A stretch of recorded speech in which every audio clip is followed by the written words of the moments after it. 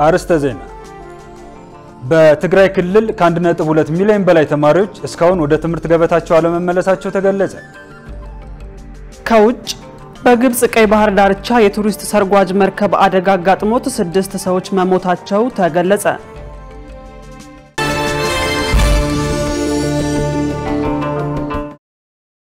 ሰላም ጤና ይስጥልን ተመልካቾቻችን ከኢሳት ነጻ የህዝብ ሚዲያ ለመጋቢት 18 ያዘጋጀናቸው የዕለቱ ዜናዎቻችን ተጀምረዋል።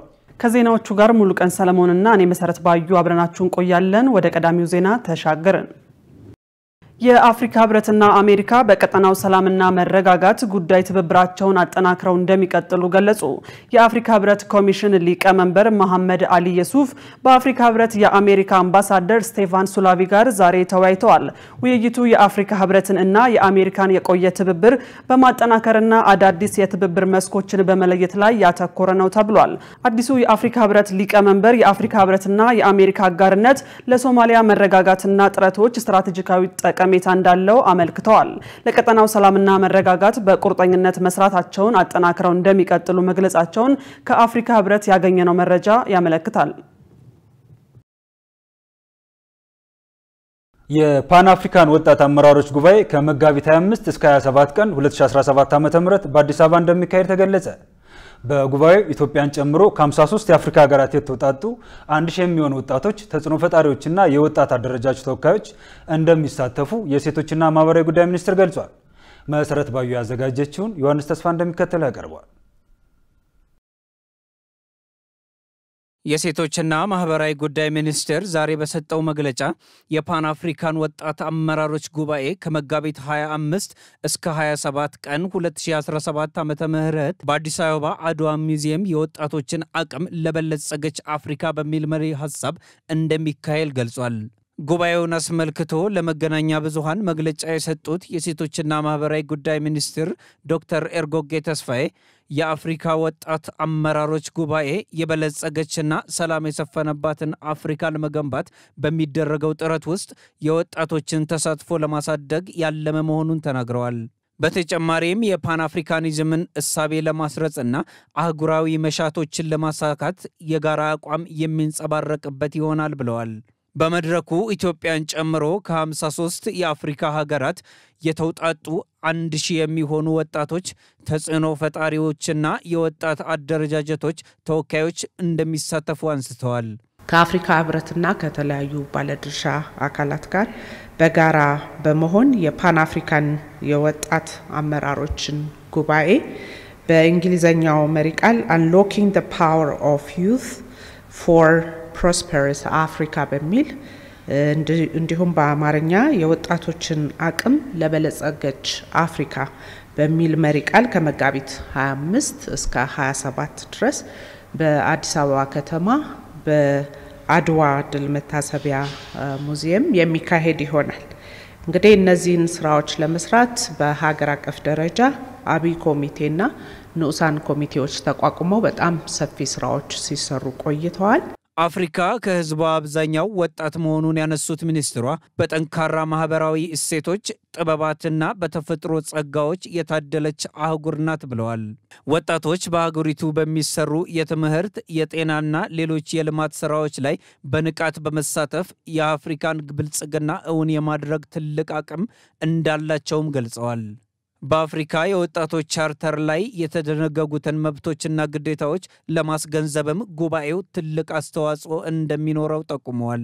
የፓን አፍሪካን ወጣቶች አመራሮች ጉባኤ ዋናው ዓላማ አንደኛው ወጣቶች የበለጸገችና ሰላም የሰፈነባት አፍሪካን ለመገንባት በሚደረገው ጥረት ውስጥ የበኩላቸውን አስተዋጽኦ እንዲያበረክቱ ለማነሳሳትና ቅድም እንደጠቀስኩት የፓን አፍሪካን እሳቤ እንዲሰርጽ ማድረግ። ምክንያቱም በፊት መስራች የነበሩ አባቶቻችን ሲያደርጉ የነበረውን እሳቤ አሁን የበለጠ እንዲነቃቃና በዚህ ዘመን ደግሞ የነሱ ኮንትሪቢዩሽን ከፍ እንዲል ማድረግ ነው። ሁለተኛው ወጣቶች በአፍሪካ ወጣቶች ቻርተር ላይ የተቀመጡ እንደዚሁም ደግሞ የተደነገጉ መብቶችና ግዴታዎቻቸው አሉ። ስለዚህ መብታቸው ምንድነው? በወጣቶች የአፍሪካ ቻርተር ላይ የተቀመጠው ግዴታዎቻቸውስ ምን ይመስላሉ የሚሉ ጉዳዮችንም በደንብ እንዲያጤኑ ማስገንዘብ የምንችልበት ጉባኤ ነው። በጉባኤው ላይ የወጣቶችን ሰላምና ደህንነት፣ የወጣቶች የኢኮኖሚ ተጠቃሚነት በተመለከተ ውይይት እንደሚደረግ የሴቶችና ማህበራዊ ጉዳይ ሚኒስቴር አስታውቋል። በአዲስ አበባ ከተማ በመንገድ ላይ የሚቀመጡ በብረት የተሰሩ የቆሻሻ መጣያዎች መሰረቃቸው ተገለጸ። በመሆኑም ህብረተሰቡ ቆሻሻ መጣያዎቹን የሚሰርቁ ግለሰቦችን በሚያገኙበት ወቅት ለፖሊስ ጥቆማ እንዲያደርጉ የከተማው የጽዳት አስተዳደር ኤጀንሲ አስታውቋል። መሳይ ገዛኸኝ ጉዳዩን አስመልክቶ ተጨማሪ አላት። የአዲስ አበባ ከተማን ውበትና ጽዳት ከማስጠበቅ አኳያ ከቅርብ ጊዜ ወዲህ በአስተዳደሩ ተቀርጾ ወደ ስራ በገባው ደንብ መሰረት በከተማዋ የኮሪደር ልማትና ሌሎች አካባቢዎች ላይ ቆሻሻ መጣልም ሆነ ሌሎች አግባብ ያልሆኑ ድርጊቶች በደንቡ ያስቀጣል። በዚህም መሰረት ቆሻሻ በየአካባቢው እንዳይጣል የተባለ ቢሆንም የቆሻሻ መጣያ ገንዳዎች ወይም መቀበያ ዕቃዎች እንደ ልብ በየአካባቢው አይገኙም። ስለዚህም ዜጎች እንቅስቃሴ በሚያደርጉባቸው ቦታዎች ሁሉ ቆሻሻ በአግባቡ እንዲያስወግዱ የሚያስችላቸውን መገልገያ በማጣታቸውና መንገድ ላይ ወይም መሬት ላይ በመጣላቸው ለቅጣት ይዳረጋሉ።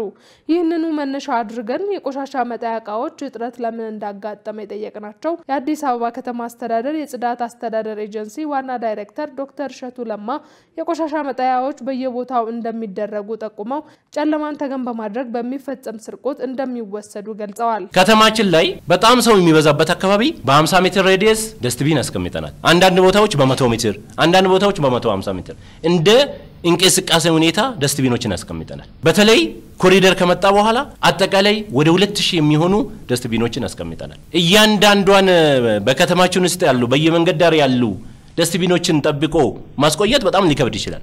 ፖሊስ ኮሚሽን ጋር በደንብ ተቀናይተን ነው እየሰራን ያለነው። ደስትቢኑን ሲሰርቁ የተያዙ ሰዎችም ተጠያቂ የሆኑበት ሁኔታዎች አሉ።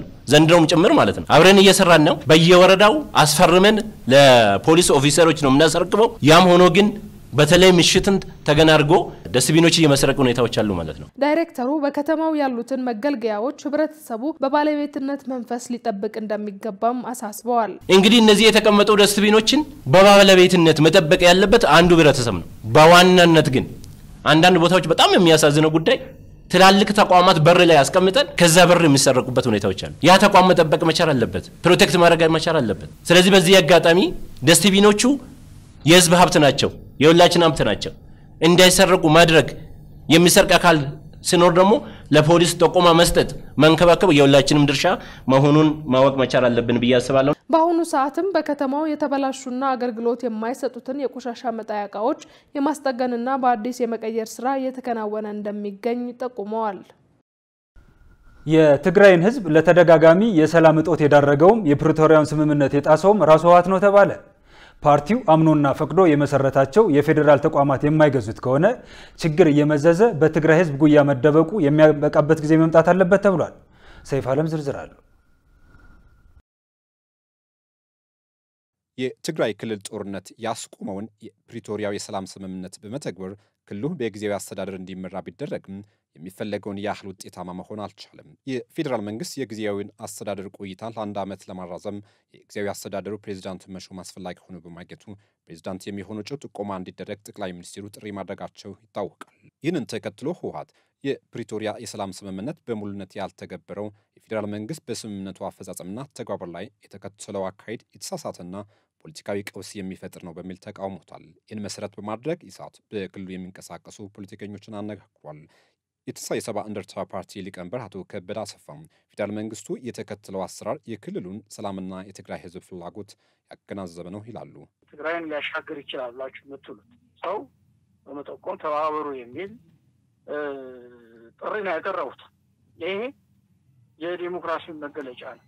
እኔ እንትኑም ያህል ስልጣን ቢኖረኝም ግን እኔ ለማደርገው ነገር ጥራት እንዲኖረው ሰው በመጠቆም የተሻለ ሰው በመጠቆም ሂደት የሚመለከተው የህብረተሰብ ክፍል እንዲሳተፍ ማድረግ ይሄ አንዱ የዲሞክራሲ ማሳያ ነው። ህወሓቶች ግን ጸረ ዲሞክራት ናቸው። ዲሞክራሲ የሚባል ነገር ሲፈጠሩ ጀምሮ ስለማያውቁ እነሱ ሲጠቁሙ ትክክል፣ ሌላው ሲጠቁም ስህተት የትዴፓ ስራ አስፈጻሚ አባል አቶ ገብረ ጊዮርጊስ ግዳይ በበኩላቸው የፕሪቶሪያውን ስምምነት የጣሰው ህወሓት ራሱ እንጂ የፌዴራል መንግስት አይደለም ብለዋል። ትጥቅም አልፈታም መከላከያ ነው ወይም ሌላ መንግስት የሚገዳደር አቅም በሱ ስር አስቀምጦ እንደምታየው ማህተምም ሲቀማ የነበረው የነጌታቸው የጊዜው አስተዳደሩ ዞኑ ወረዳም ያፈረሰው የታጠቀው ኃይል ነው። ይሄ ኃይል በፕሪቶሪያ ሊኖር የማይገባው ህገወጥ ኃይል ነው ተብሎ ወደ አንድ ካምፕ ገብቶ ወደ ዲዲአር ብቻ ወረፋው እንዲጠብቅ ነው የተደረገው። ይሄ ነገር ሳይተገበር ይሄን ከነትጥቅ ልክ ከጦርነቱ በፊት የነበረው ኃይል በእጅን ይዘ እኔ ህወሓት ነኝ ማለት ፕሪቶሪያው እኔን አይመለከትም እኔ አልፈረምኩም ብለ ክህደት ነው።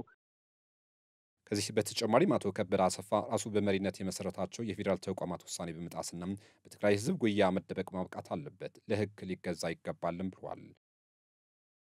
በዲዲአር ትጥቁ ሊፈታ በአገሪቷ የጸጥታ ተቋማት ውስጥ ሪኢንተግሬት ሊደረግ በዲዲአር ሊሰናበት በመጠባበቅ ላይ ያለን ሰራዊት እኮ ተጠቅሞ ጊዜያዊ አስተዳደሩን አፍርሶ ፕሪቶሪያን አፍርሶታል።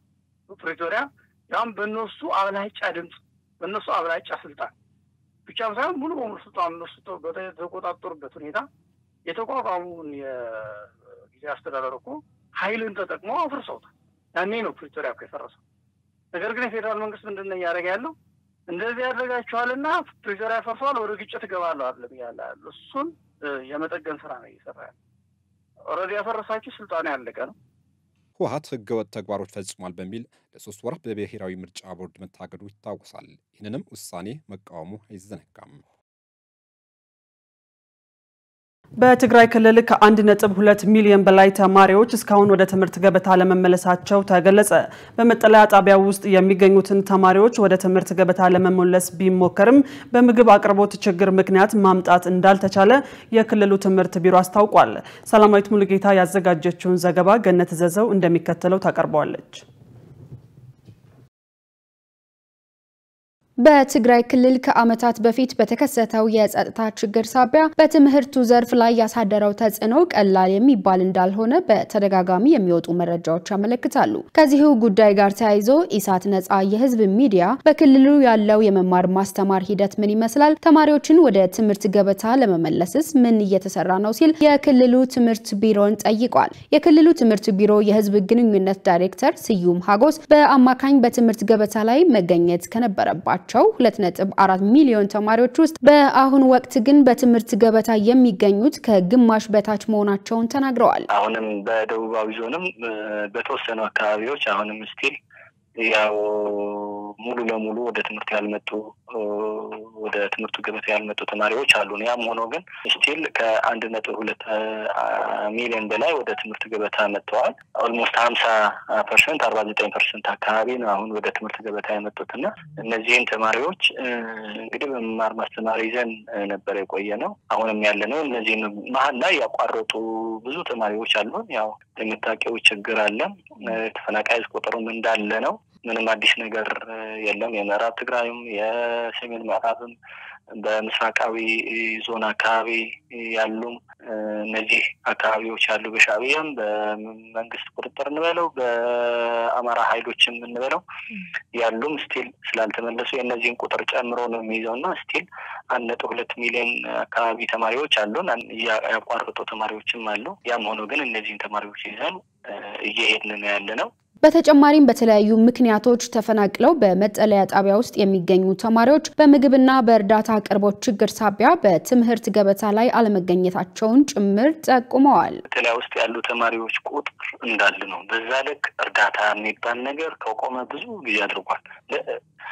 አለ በሚባልበት ሰዓትም ለአንድ ቤተሰብ 15 ኪሎ ሰጥተ ነው አለ የሚባለውና በቆር በፀሐይ በነፋስ የሚሰቃዩ ወላጆች የሚሰቃዩ ህፃናት ብዙ ናቸውና በየበረንዳው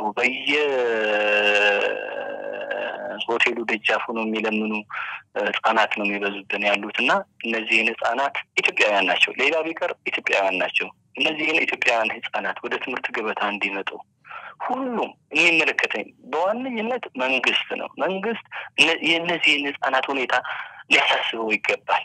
ዜጎቼ ናቸው፣ ህፃናት ናቸው፣ የነገ አገር ተረካቢዎች ናቸው። ነገ ቁም ነገር ሆነው አገርን መምራት የሚችሉ የተለያዩ ግልጋሎቶችን መስጠት የሚችሉ ዜጎች ናቸው ብሎ አስቦ በልዩ ትኩረት እንዲያግዛቸው ይደረጋል ይገባል። ካልሆነ ግን ዝም ብለን እንደማንኛውም አሁን መንግስትም ልዩ ትኩረት ሰጥቶ እየደገፋቸው አይደለም። እንደማንኛውም ልክ እንደ አዲስ አበባ እንደ አዳማ በቃ ትግራይ እንደዛ ነው የሚያስበው። ምንም አይነት ችግር እንደሌለ አድርጎ ቆጥሮ ነው እየሰራ ያለውና መንግስት የትግራይን ህዝብ የትግራይን ህፃናት ልዩ ትኩረት ያሻቸዋል ብሎ ልዩ ድጋፍ ካላደረገላቸው በስተቀር ነገ ጠዋት ሬሳ ተሸክመን የምንወጣበት የብዙ ህፃናት ህይወት የምናጣበት ሁኔታ ስለሆነ መንግስት ልዩ ትኩረት ሊሰጠው ይገባል። ዳይሬክተሩ አክለውም የህፃናት የመማር እድል ለማስፋት የክልልና የፌደራል መንግስት ብሎም መንግስታዊ ያልሆኑ ተቋማት እርዳታ ሊያደርጉ እንደሚገባ አሳስበዋል። በአማራ ክልል የሚንቀሳቀሱት የፋኖ ታጣቂዎች በሚፈልጓቸው የአውሮፓ ሀገሮች አደራዳሪዎች አማካኝነት ድርድር እንዲደረጉ መንግስት ፈቃደኛ መሆኑን የአማራ ክልል የሰላም ምክር ቤት አስታወቀ። የምክር ቤቱ ሰብሳቢ አቶ ያየይራድ በለጠ ምክር ቤቱ 2 ዓመቱን ሊደፍን የተቃረበውን የአማራ ክልል ጦርነት በሰላማዊ መንገድ ለመፍታት ሁለቱም አካላት ወደ ድርድርና ውይይት እንዲመጡ ጥረት በማድረግ ላይ መሆኑን ለዶይቼ ቬለ ገልጿል። በዚህም በሁለቱም አካላት በኩል ለውይይትና ለድርድር ፈቃደኝነት መታየቱን ገልጸው የፌደራል መንግስት በየጊዜው ለሰላምና ለድርድር ምቹ ሁኔታ እንዲፈጠር ዝግጁነቱን በተደጋጋሚ ገልጿል የተባለ ሲሆን በፋኖ ታጣቂዎች በኩልም በመናደርገው ግንኙነት ድርድርና ውይይት እንደማይጠሉ ነግረውናል ብለዋል። አንደኛው ሌላኛውን ያለማመን አዝማሚያ ለውይይት የሚደረገውን ጥረት አስቸጋሪ እንዳደረገውም ጠቅሰው አለመተማመኑን ለማስወገድ ፋኖ ታጣቂዎች በሚፈልጉት የአውሮፓ ሀገርና አደራዳሪ አማካኝነት ድርድር ለማድረግ መንግስት ፈቃደኝነቱን ማሳየቱን ጠቁመዋል። ይህን አስመልክቶ ከአብዛኞቹ የፋኖ ታጣቂዎች ጋር ውይይት እንዳደረጉ የገለጹት አቶ ያየይራድ ከፋኖ አመራሮች ምላሽ በመጠበቅ ላይ መሆናቸውን ገልጿል። የአማራ ክልል የሰላም ምክር ቤት በክልሉ በሚንቀሳቀሱ የፋኖ ታጣቂዎችና በመንግስት መካከል እየተካሄደ የሚገኘውን ጦርነት በውይይትና በድርድር ለመቋጨት የአመቻችነት ሚና እንዲወጣ ሰኔ 18 ቀን 2016 ዓ.ም መመስረቱ የሚታወስ ነው። ውድ ተመልካቾቻችን በመከታተል ላይ የምትገኙት ከኢሳት ነፃ የህዝብ ሚዲያ ለሰዓቱ ያዝናቸውን ዜናዎች ነው። አሁን ደግሞ ወደ ቢዝነስ መረጃዎች ተሻገርን። ሰላማዊት ሙልጌታ እየጠበቀችን ነው።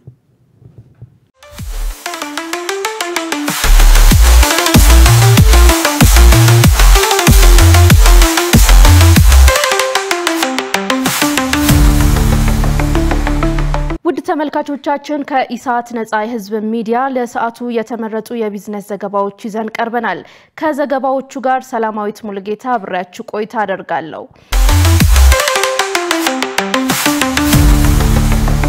የጉምሩክ ኮሚሽን ኢትዮጵያ ለአፍሪካ የኢኮኖሚ ውህደት ሚናውን እንድትወጣ የበኩሉን ጥረት እያደረገ መሆኑን ገለጸ። ይህ የተገለጸው ኢትዮጵያና ኬንያ የአንድ አለቃ የድንበር ጣቢያዎችን ለማስፋፋት ውይይት ባካሄዱበት ወቅት ነው። ውይይቱ ከጉምሩክ ኮሚሽን ኮሚሽነር ደበሌ ቃበታ በኢትዮጵያ የኬንያ አምባሳደር ጆርጅ አሪና የዓለም ባንክ የምስራቅ አፍሪካ ተወካዮችና ሌሎች ባለድርሻ አካላት መካከል እንደተደረገ የኢትዮጵያ ጉምሩክ ኮሚሽን አስታውቋል። የኢትዮጵያ ጉምሩክ ኮሚሽን ኮሚሽነር ደበሌ ቃበታ ከዓመታት በፊት አገልግሎት መስጠት የጀመረው የሞያሌ አንድ አለቃ የድንበር አገልግሎት ማዕከል ቀደም ሲል የነበረውን ተደጋጋሚ ፍተሻ ለማስቀረት የተፋጠነ የጉምሩክ አገልግሎት እንዲኖር ማስቻሉን ተናግረዋል። አክሎም ኢትዮጵያ ለአፍሪካ ኢኮኖሚያዊ ውህደት ግንባር ቀደም ሚናውን እንድትወጣ ኮሚሽኑ የበኩሉን ጥረት እያደረገ መሆኑን ተናግረዋል። ኢትዮጵያና ኬንያ ተጨማሪ የጋራ አንድ አለቃ የድንበር አገልግሎት መስጫ ጣቢያዎች ሱፍቱና ራሙ በሚባሉ የድንበር አካባቢዎች ለመገንባት ስለሚቻልበት ሁኔታ መክረዋል። በበርካታ የባንክ ሂሳቦች ተበታትነው የሚገኘውን የመንግስት ገንዘብ ወደ አንድ ቋት ይሰበስባል የተባለው የትሬዠሪ ነጠላ አካውንት ስርዓት መተግበር መጀመሩ የገንዘብ ሚኒስቴር አስታወቀ። ኤፍኤስዲ ኢትዮጵያ ከገንዘብ ሚኒስቴር ጋር በመተባበር ነጠላ የሂሳብ አስተዳደር ለመንግስት ገንዘብ አስተዳደር አስፈላጊ መሳሪያ በሚል መሪ ሐሳብ አውደ ጥናት እያካሄደ ነው። የገንዘብ ሚኒስትር ዴታ ኢዮብ ተካልኝ በአውደ ጥናቱ ላይ እንደገለጹት መንግስት የገንዘብ እንቅስቃሴውን ለማዘመን በጀመረው ጥረት ሂደቱን በዲጂታል ስርዓት ለመለወጥ አበረታች ስራ እያከናወነ እንደሚገኝ አስረድተዋል። አያይዘውም የመንግስትን ሀብት ወጪ ቆጣቢ ቀልጣፋና ውጤታማ በሆነ ስርዓት ማስተዳደር ሀገራዊ ግዴታችን ነው ብለዋል። በመሆኑም መንግስት ጠንካራና በአግባቡ የተደራጀ የፋይናንስ ስርዓት በመዘርጋት ከታክስና ታክስ ካልሆነ ከእርዳታ ከብድርና ከሌሎች ምንጮች የሚሰበሰበው ሀብት በአግባቡ ለሀገራዊ ልማት እንዲውል እያደረገ መሆኑን ተናግረዋል። የትሬጀሪ ነጠላ አካውንት ስርዓት በተበታተነ የሂሳብ አያያዝ የሚከሰቱትን ችግሮች በማቃለል ዘመናዊ የመንግስት ጥሬ ገንዘብ አያያዝ አስተዳደር እንዲኖር አስቻይ ሁኔታ ይፈጥራል ብለዋል። ዘመናዊ የመንግስት ጥሬ ገንዘብ አያያዝ ደግሞ ቀልጣፋ፣ ውጤታማ፣ ግልጽ እንዲሁም ተጠያቂነት የሰፈነበት የመንግስት የፋይናንስ አስተዳደር እንዲኖር ያስችላል ነው ያሉት። ለነጠላ ገንዘብ አስተዳደር ትግበራ ዘላቂነትና ውጤታማነትን በተለይም የመንግስት መስሪያ ቤቶችና ሌሎች ባለድርሻ አካላት ኃላፊነታቸውን እንዲወጡ አሳስበዋል። የጃፓን መንግስት ለኢትዮጵያ ከ63000 ኩንታል በላይ ዩሪያ የአፈር ማዳበሪያ ድጋፍ አደረገ። የግብርና ሚኒስትር ዴታ ዶክተር ሶፊያ ካሳ በርክክቡ ስነ ስርዓት ላይ እንደተናገሩት በጃፓን መንግስት የተደረገው የዩሪያ የአፈር ማዳበሪያ ድጋፍ ለታለመለት ዓላማ እንዲውል ሚኒስትር መስሪያ ቤቱ ከክልሎች ጋር በመቀናጀት ለአርሶ አደሩና ከፊል አርሶ አደሩ ተደራሽ እንዲሆን የክትትልና ድጋፍ ስራ እንደሚሰራ በኢትዮጵያ የጃፓን አምባሳደር ሺቢታ ሂሮኖሪ በበኩላቸው የጃፓን መንግስት የኢትዮጵያ ልማት በንቃት በመደገፍ በተለያዩ እቅዶች በተለይም በግብርና፣ በመሰረተ ልማት፣ በኢንዱስትሪ፣ በትምህርትና በጤና ዘርፍ የዜጎችን ህይወት ለማሻሻል የበኩሏን አስተዋጽኦ እያበረከተች ትገኛለች ብለዋል። አምባሳደሩ አያይዘውም የተደረገውን የዩሪያ የአፈር ማዳበሪያ ድጋፍ ለሚያስፈልጋቸው አርሶ አደሮች እንዲደርስና ጥቅም ላይ እንዲውል መልእክታቸውን አስተላልፈዋል። የገንዘብ ሚኒስትር ዴታ ሰመሪታ ሰዋሰው በበኩላቸው የጃፓን መንግስት በኢትዮጵያ በልማት መስክ ለሚያደርገው ሁለንተናዊ ድጋፍ ምስጋናቸውን አቅርበው መሰል ድጋፍም የሁለቱም ሀገራት የሁለትዮሽ ግንኙነት የሚያጠናክር ነው ማለታቸው ከግብርና ሚኒስቴር ያገኘነው መረጃ ያመለክታል። ውድ ተመልካቾቻችን በእለቱ በተመረጡ ባንኮች ያለውን የውጭ ምንዛሬ ዋጋና የብሔራዊ ባንክ የወርቅ ግብይት መረጃ ተከታትለን እንመለስ።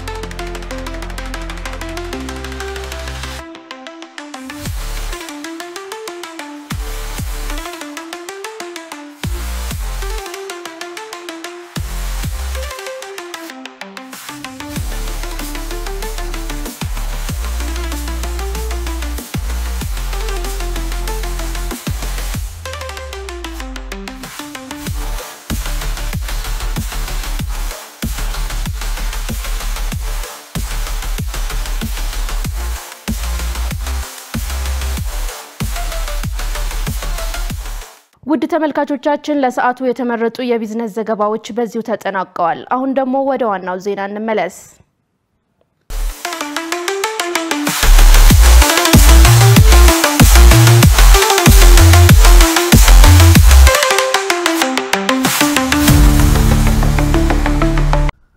ወደ ውጭ ዜናዎች ተሻገር። በግብጽ የቀይ ባህር ዳርቻ የቱሪስት ሰርጓጅ መርከብ አደጋ አጋጥሞ 6 ሰዎች መሞታቸው ተገለጸ። በግብጽ የሚገኘው የሩሲያ ኤምባሲ በባህር ሰርጓጅ የቱሪስት መርከብ ላይ ያሉ ቱሪስቶች በሙሉ ሩሲያውያን መሆናቸውን ተናግሯል።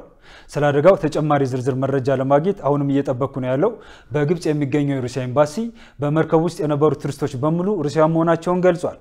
ኤምባሲው በፌስቡክ ገጹ ላይ በለጠፈው ጽሑፍ ህፃናትን ጨምሮ 45 ተሳፋሪዎች በመርከቧ ውስጥ እንደነበሩ አስታውቋል። በመግለጫው ላይ 4 ሰዎች መሞታቸውና ሌሎች በርካታ ተሳፋሪዎች በተመለከተ መረጃ በመጠባበቅ ላይ መሆኑን ገልጿል። ቢቢሲ ከአካባቢው ሰዎች ያገኙት ባለው መረጃ 6 ሰዎች መሞታቸውን አስነብቧል።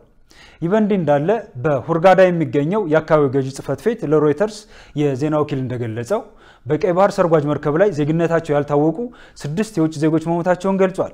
ዘገባው የቢቢሲና የሮይተርስ ነው። የእስራኤል ጦር የሐማስን ቃል አቀባይ ገደለ። በሌላ በኩል በግብጽ የቀረበው አዲስ የተኩስ አቁም እቅድ በአሜሪካና በሐማስ ተቀባይነት ቢያገኝም እስራኤል ግን እስካሁን በጉዳዩ ላይ ያለችው ነገር የለም። ሸሪፍ ኢማም ተጨማሪ ያለው የሐማስ ቃል አቀባይ አብዱልለጢፍ አልቃኗ የተገደለው እስራኤል በሰሜናዊ ጋዛ በተዋጊ ጀት የተጠለለበትን ድንኳን በቦምብ ከደበደበች በኋላ ነው። እንደ አልአቅሳ ቴሌቪዥንና ዘሺሃብ የዜና ወኪል ድርጊቱ የተፈጸመው ሐሙስ ዕለት ጠዋት ላይ ነው። በጥቃቱ ህፃናትን ጨምሮ በርካታ ሰዎች ቆስለዋል። የአልጀዚራ ዘጋቢ ከዲራ ከስፍራው እንደዘገበው ከዲራ አክሎ እንደተናገረው ጥቃቱ እስራኤል በጋዛ እየፈጸመች ካለው ጥቃት አንዱ ነው ብሏል። ማርች 18 ለሁለት ወራት የዘለቀውን የተኩስ አቁም ስምምነት በመጣስ እስራኤል በጋዛ የአየርና የምድር ጥቃቷን አጠናክራ ቀጥላለች። እስራኤል በዚህ ጥቃት በመቶዎች የሚቆጠሩ ፍልስጤማውያን ገላለች። ይህም በሐማስ ላይ ጫና በመፍጠር እስራኤላዊ ታጋቾችን እንዲለቀቁ ለማድረግ ነው። ባለፉት ሳምንታት በርካታ የሐማስ ከፍተኛ ባለስልጣናት ተገድለዋል። እሁድ ዕለት እስራኤል በናስር ሆስፒታል ላይ በፈጸመችው የአየር ጥቃት በሐማስ የፖለቲካ ቢሮ የፋይናንስ ኃላፊ ሆነው እስማኤል ባርሆምን ጨምሮ 5 ሰዎች ተገድለዋል። በተመሳሳይ ቀን የእስራኤል ተዋጊ ጀቶች በካን የኑስ የሚገኙ ፍልስጤማውያንን መጠለያ ድንኳን ደብድበዋል። የሐማስ የፖለቲካ መሪና የፍልስጤም የህግ አውጪ ካውንስል አባል የሆነው ሳላህ አልባርዳዊ ከባለቤቱ ጋር ተገድለዋል። እንደ ሮይተርስ የዜና ወኪል ዘገባ ሁለቱም ሰዎች የሐማስ የፖሊት ቢሮ አባላት ናቸው። ከ2023 ጦርነት ወዲህ በቡድኑ ወሳኝ ከሆኑ 20 አባላት መካከል 11ዱ ተገድለዋል። እንደ ጋዛ የጤና ሚኒስቴር እስራኤል በድጋሚ ጦርነት መጀመሯን ተከትሎ በጋዛ 830 ሰዎች ተገድለዋል። ከማቾቹ ከግማሽ በላይ የሚሆኑት ሴቶችና ህጻናት ናቸው። የተባበሩት መንግስታት የሰብአዊ ኤጀንሲ ኦቻ ማክሰኞ ዕለት እንዳስታወቀው ከማርች 18 ጀምሮ 142000 ፍልስጤማውያን በኃይል ከቀያቸው ተፈናቅለዋል። ይህም ቀደም ሲል ችግር ላይ የወደቀውን የጋዛ ሰብአዊ እርዳታ ችግር አባብሶታል ብሏል። በእስራኤልና በሐማስ መካከል የተኩስ አቁሙ ስምምነት ማስቀጠል ባለመቻሉ በጋዛ የሟቾች ቁጥር በእጅጉ እየጨመረ ነው። አደራዳሪዎች አሜሪካ፣ ኳታርና ግብጽ በ3 ምዕራፍ የተከፋፈለ የጋዛ የተኩስ አቁም ስምምነት ማስቀጠል ባለመቻላቸው ከማርች 1 ቀን ጀምሮ ስምምነቱ ተቋርጧል። ሐማስ እስራኤልን ይወቅሳል። ምክንያቱ ደግሞ እስራኤል ሆን ብላ የተኩስ አቁሙን ንግግር እያደናቀፈች ነው በማለት የእስራኤሉ ጠቅላይ ሚኒስትር ቤንያሚን ኔታንያሁ ሐማስ የተኩስ አቁም ስምምነቱ የመጀመሪያ ምዕራፍ መራዘም ባለመቀበሉ አዲስ ጥቃት በጋዛ ላይ እንዲፈጸም ለእስራኤል ኃይሎች ትዕዛዝ አስተላልፈዋል። ረቡዕ ዕለት ኔታንያሁ ይህንኑ ማስፈራሪያ ደግመውታል። ሐማስ ቀሪ ታጋቾችን የማይለቅ ከሆነ እስራኤል የጋዛ ዳርቻ ትይዛለች በማለት አስፈራርተዋል።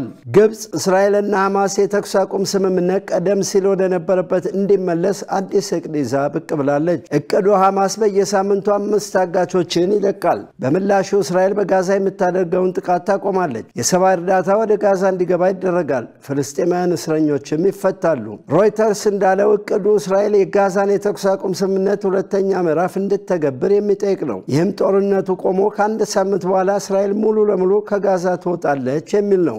ሮይተርስ የደህንነት ምንጮችን ጠቅሶ እንደዘገበው አሜሪካና ሐማስ እቅዱን ተቀብለውታል። እስራኤል ግን እስካሁን ምንም ምላሽ አልሰጠችም።